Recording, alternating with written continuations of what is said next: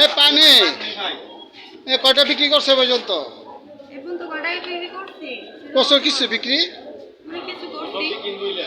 এটা না পাঁচটা করছি। শুধু দর্শক মণ্ডলী, এই উত্তেজনাকর পরিবেশের মাধ্যমেও পেটের দায়ে পথে নেমে এসেছেন রাজপথের প্রতিদিনের কর্মী, রাজপথের প্রতিদিনের সাথী, অসহায় শ্রমিক বৃন্দ, হকার, মেয়ে ছেলে সবাই নেমে এসেছেন। আমাদের এই যে আরেকজন অসহায় ব্যক্তি সাহায্য তুলছেন। তো এই উত্তেজনার ভিতরেও এরা যে পথে নেমে এসেছেন, রিক্সা, আপনার আচারওয়ালা, বাদামওয়ালা, শরবতওয়ালা, পানিওয়ালা, তাদেরকে সকলেরই সহযোগিতা করার প্রয়োজন আমি মনে করি।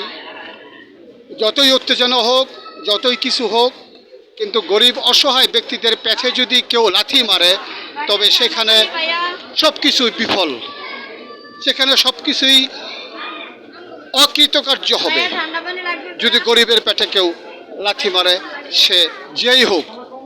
আসুন আমরা গরিবদেরকে রক্ষা করে, অসহায়দেরকে রক্ষা করে আমরা আন্দোলন করি, আর না করি তাদেরকে যাতে আমরা একটু সযত্নে রাখার চেষ্টা করি।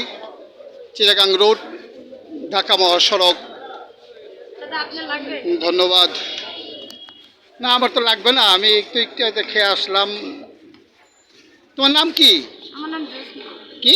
জ্যোৎস্না। জ্যোৎস্না। সকালে বাইরে হইছো না? হ্যাঁ, সকালে। তো প্রতিদিন কি পানি বিক্রি করো? পানি বিক্রি করি, চকলেটও বিক্রি করো। আজকে তো আর মনে হয় বাজার করে নিতে পারবা না বাড়িতে কিছু। আজকে আমার না খায় থাকা লাগবে। আজকে না খায় থাকা লাগবে, এরকম প্রায় চলে আমার মধ্যে। আর আন্দোলন হরতাল হলে তো আরো বেশি। বাবা মারা গেছে, ওনারা আমার সহায়তা করার মতো কেউ নাই দুনিয়াতে। তো মনে কর নিজের পেটের দায়ে পানি বেচে, কখনো বাদাম বুট বেচে, আবার চকলেটও বেচা পড়ে, ঠিক আছে, নিজের পেট চালানোর লিগে। শুধু দর্শক মন্ডলী, আমরা যেই দলই করি না কেন, পানি নিবে, আমরা যেই দলই করি না কেন, আমাদেরকে গরিবদের দিকে লক্ষ্য রাখতে হবে, এটাই মনে রাখবেন। ধন্যবাদ।